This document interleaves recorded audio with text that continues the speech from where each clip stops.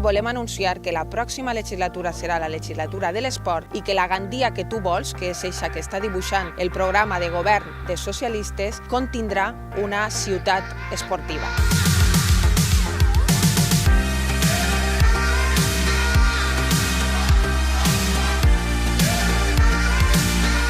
Nosaltres el que hem fet ha sigut revisar el que hi ha en matèria esportiva a dia d'avui a la ciutat.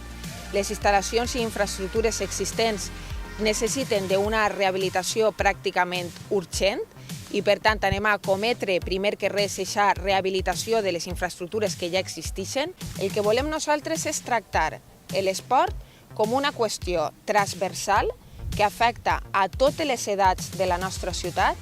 I, a més, no estem parlant sols d'esport professional, sinó també d'esport amateur. L'esport s'ha convertit en una ferramenta estratègica per a que Gandia siga una ciutat més saludable, però també per a que Gandia siga una ciutat en un nou sector econòmic que siga el creat per el binomi esport i turisme.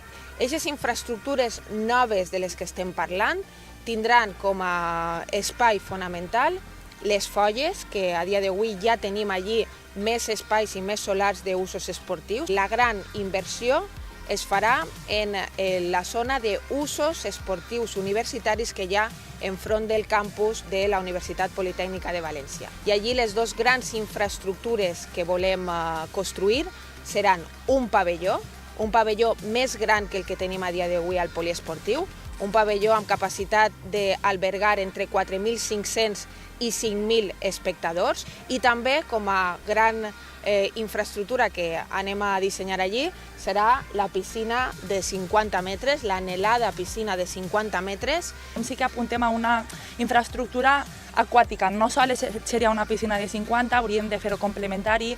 Una vegada que planifiques no pots sols fer una piscina de 50, hauries de fer una piscina complementària també de 25 al costat. Si vols crear esdeveniments importants necessites tindre una piscina annexa també per a escalfaments.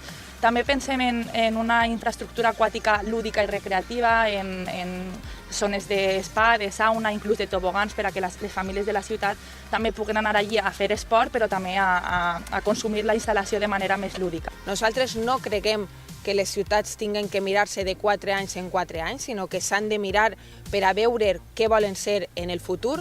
Ja estem treballant en un pla director que inclou aquestes infraestructures en companyia dels clubs esportius de la ciutat.